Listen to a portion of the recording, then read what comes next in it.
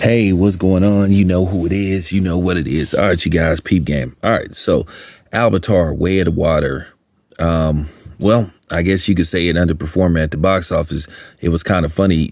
They tried to basically trim down the numbers. They basically tried to subtract the original numbers for what they was hoping it would bring in opening weekend by 20-30 million, but the original trajectory for this movie, they was looking at a $180 million opening. But at the end of the day, based off what this movie cost to make, this movie underperformed. And I think people are trying to not make a big deal out of it, but this is a big deal. Because keep in mind, well, I'll talk about that in the next video. I'll do a follow-up video. But this movie brought in $134 million. Now, keep in mind, they're saying this movie costs anywhere from $350 to possibly $460 million to make.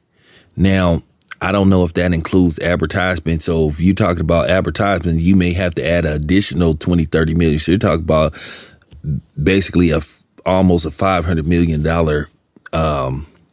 project.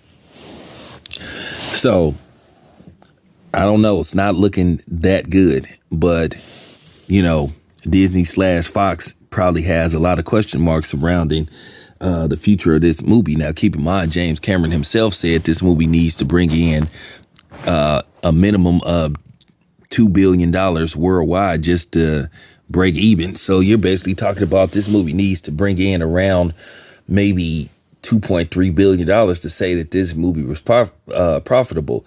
So that could be difficult. Now, as far as domestic performers go,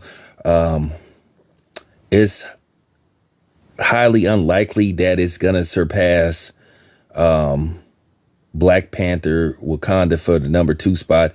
Nothing's beaten Top Gun Maverick. So Top Gun Maverick will safely secure its almost $800 million it took in domestically, which, by the way, like I said, once again, nobody saw that coming. Nobody saw that coming with Top Gun Maverick. But nevertheless, you could say this film is in the hole right now.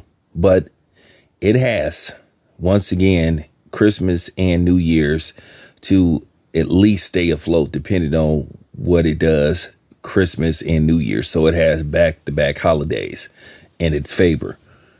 So this is very interesting. I'm not going to officially declare it a flop, but it is underperforming at the box office. But I kind of thought that possibly would happen because it just took too long to make another movie. And to be honest with you, Avatar, I got to keep it a buck. Avatar wasn't all that. And I've said that a few times when talking about movies. I wasn't really impressed with the first Avatar because I didn't like some of the subliminals that was in that movie. But with that being said, it's interesting that, yeah, the movie took in more money than its than the first movie. But keep in mind, that was 13 years ago. And movies now don't stay afloat for the most part, unless it is Top Gun, Maverick, or Spider-Man. Those movies stayed afloat for a while. They kept those movies those two films in the theater longer than what they usually keep movies in the theaters for. So, looking at this movie is looking like it's underperforming. You would think a movie bringing in $134 million opening weekend, that would be, man, that would have movie studios celebrate. But once again, it comes down to budgets for these films. And to spend like $400 million allegedly, or almost $500 million on a film, that's a lot. And that's kind of like putting a lot of stock in one film, especially a sequel to a movie where the first movie was made like 13 years ago. So we'll see. And I'm going to do a part 2 to this because I want to see how some of these you know, content creator, movie critics. I want to see if they gonna have the same energy for this movie that they had for another certain movie. But we'll see. It's early. Anyway, it's your boy Town Biz. I'm out.